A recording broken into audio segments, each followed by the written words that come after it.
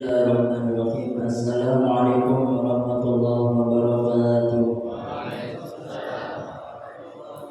Bismillah, alhamdulillah, wassalatu wassalamu ala rasulillah Sayyidina wa maulana Muhammad bin Abdillah wa mawala la khala wa la quwwata illa billahil aliyyil azim. Syukur alhamdulillah pada malam hari ini kita bisa bersama-sama berkumpul dalam acara rutinitas kita, majelis zikir wa ta'lim. Bapak-bapak, ibu-ibu yang dirahmati Allah Subhanahu wa ta'ala, ada sebuah cerita yang diceritakan oleh Al-Imam Samarqandi, yang beliau ini dapat hadis daripada para ulama-ulama hadis.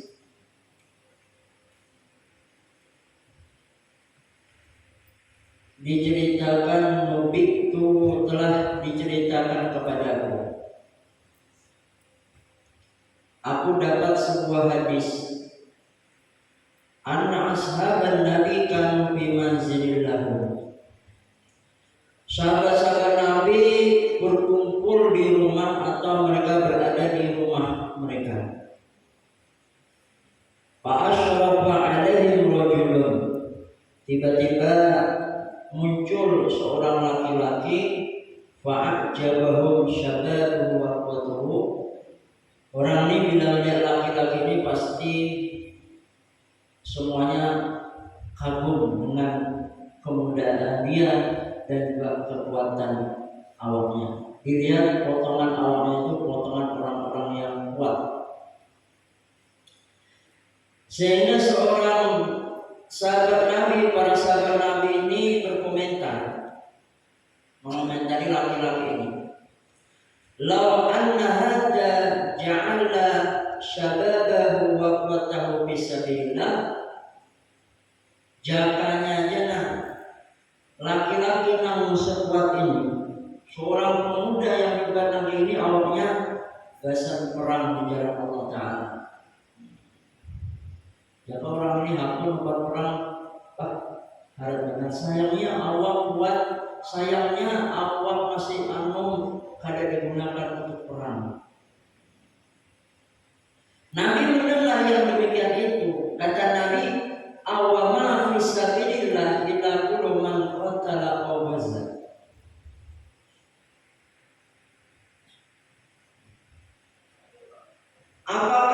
Bukankah yang dimaksud perang di jalan Allah itu ialah orang-orang yang mereka itu perang dan berjuang di jalan Allah, perang berbujuk-bujuk perang.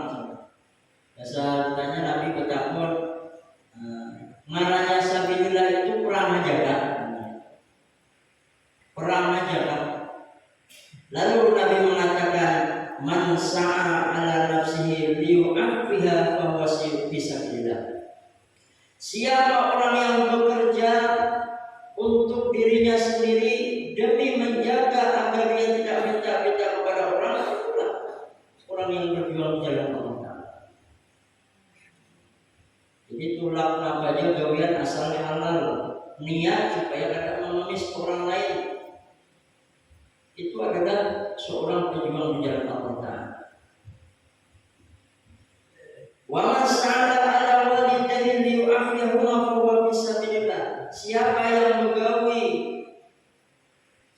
yang bekerja untuk orang tuanya supaya orang tuanya tidak mengemis, tidak minta-minta kepada orang lain, dia juga sedang berjalan di jalan Allah Subhanahu wa ta'ala.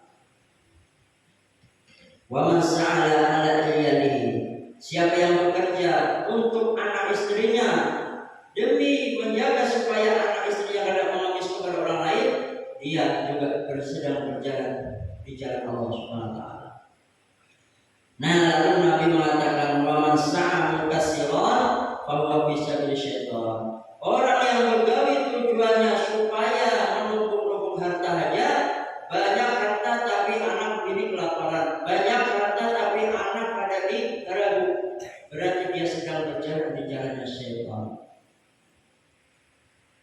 Jadi hadis ini berkenaan dengan keutamaan seseorang itu bergawe untuk menafkahi daripada anaknya.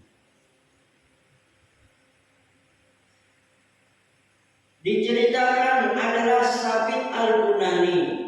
Sabit Al-Bunani ini lain sahabat, beliau adalah tabi'in. Beliau ini adalah berguru dengan sahabat, di antara sahabat Nabi yang pernah beliau jadikan guru adalah Sayyidina Anas bin Malik. Sabit Al-Bunani ini pada saat kita kuliah itu diceritakan tentang Sidin bermimpi. Sidin kan tujuh ziarah. Jadi Sabit Al-Bunani ini tujuh ziarah kubur para ulama soleh. Sehingga Sidin ini tidak ziarah mulai malam Jumatnya, semalaman di kubur aja, di kuburan. Itu karena Sidin kadang-kadang sampai tidur di kuburan. Nah, akhirnya termimpi ada anak muda yang tidak, beliau melihat seperti anak muda itu tidak terurus. Nah, kemudian betapa di kami siapa? Aku ini adalah orang yang sudah meninggal dunia. Kenapa kami langsung ada kayak kawan lain, kawan kamu senang datang? Itu kawanku tuh orang-orang yang ada di kuburan sini. Nah, itu tiap hari dapat kiriman dari keluarganya, kiriman doa. Sedangkan aku adalah orang yang terlantar, tidak ada isi keluarga, ada keluarga mama, tapi tidak ingat lagi mama mendoakan aku. Panjang misalnya. Ini Sabit Al-Bunani berguru dengan Sayyidina Anas. Sayyidina Anas bin Malik. Sayyidina Anas bin Malik yaitu sahabat Nabi yang pernah didoakan Nabi. Apa kata Nabi? Allahumma aksir malahu wa waladahu. Kemudian apa lagi? Wa atil umrahu. Ya Allah, berikan Sayyidina Anas ini harta yang banyak, berikan anak yang banyak, dan juga panjangkan umurnya. Jadi dalam riwayat berapa anak Sayyidina Anas? Anak Sayyidina 80, cucu 100 ratusan. Nah, Sayyidina Anas. Kita di sana 80 hari mengawal. 80 anak. Umur Sayyidina berapa? 103, 107, kalau sekitar 100-an lebih. Sayyidina Anas. Kenapa hebatnya Sayyidina Anas?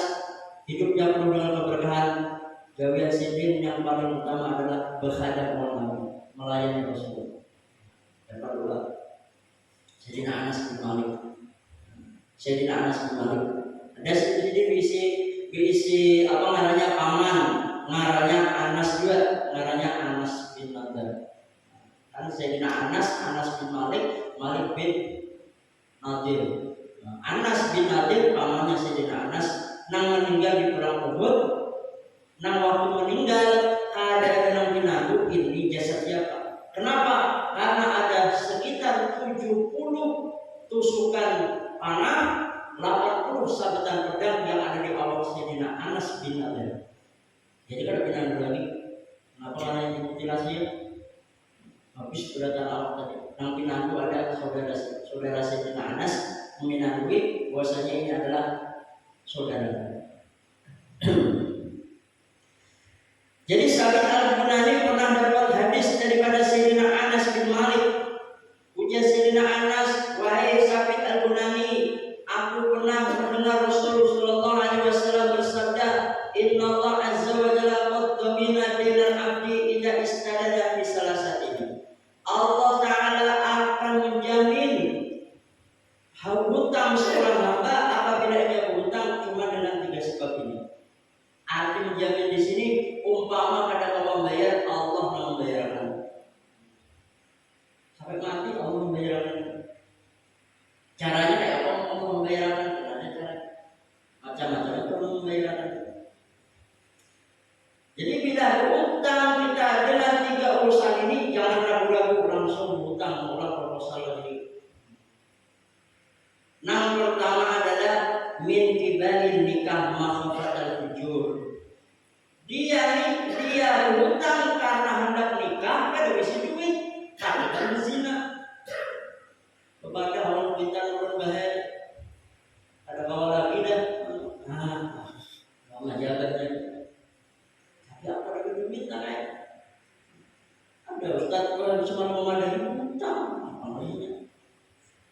hutang ke keluarga. Berapa wah ini nikah berapa kan namanya? 50.000. Oh 20 juta. 50.000 ini 50 juta. Kemana cari duit 50 juta ya? Mengolah proposal ke bupati ya. Nah 50 juta ya ditawar-tawar lah karena ada rasa cinta. Maka cinta untuk menyatukannya tadi 20 juta dapat. Jadi nikah bukan karena cinta karena mau bersatu bila ada duit. Berhutangnya, kuitanya berhutang hendak menikahkan anak. Kayak apa? Lam yakdir anda berdaya kada sanggup melunasinya mata-mata sampai mati kada kau membayar hutang sampai mati kada kau membayar hutang. Kenapa? Menikahkan anak. Fakat domin Allah denahu ayat yaumil qiyamah. Allah yang menjamin hutangnya akan lunas nanti pada hari kiamat.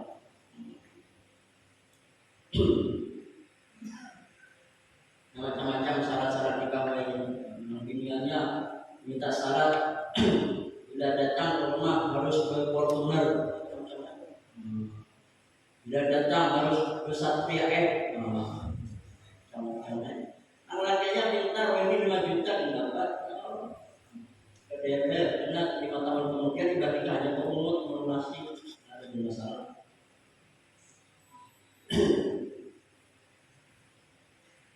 Wasani yang kedua, dainahu li'anatil muslimin liyukhrija ilal masjid. Dia berhutang karena hendak menolong orang Islam supaya bisa keluar untuk berperang. Ada dibiasakan wah ini ngaranya perang macam-macam kita. Perang zaman kita ini perang melawan kebodohan. Biar menyelamatkan anak itu pada hakikatnya biar sedang berperang menghilangkan kebodohan. Sekalinya ditagih di pesantren, anak yang bayar SPP sudah lunas. Tapi Pak ada syarat kenapa ini menerus kitab rumah ada dari kita. Hutangnya tetangganya. Ya, tapi apa? Dia pun tidak sanggup juga membayar hutangnya. Enak lunas sekali. Asal itu tadi lah. Apa tadi itu ngaranya? Bujur-bujur karena untuk membantu agama Allah. Nah ketiga ida istadana likafnil mayit, berhutang karena hendak mengkafani mayit. Ya kalau kita ini kan ada gitu. Mengkafani mayit itu.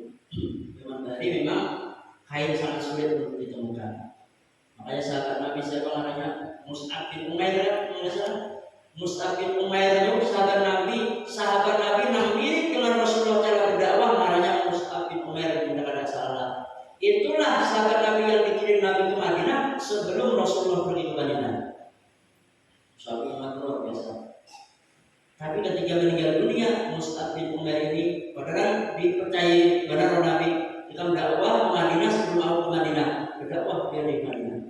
Tapi apa yang terjadi ketika meninggal dunia Mus'ab bin Umair ini meninggal dunia ada kain kafan yang sanggup untuk menutupinya karena dia miskin harta. Orangnya miskin. Jadi bila ditutup di kepala betis kelihatan, bila ditutup di batis di kepala kelihatan. Ada miskin. Kain ada miskin. Makanya Sayyidina Abdurrahman bin Auf itu setelah Fathul Makkah, setelah Rasulullah wafat, Sayyidina Abdurrahman bin Auf sugih orangnya. Banyak harta, kemudian sahabat yang lainnya banyak yang sudah istrinya banyak duit. Bila dijulungi makanan, Abdurrahman bin Auf itu makanan yang nyaman. Contohnya kayak sate.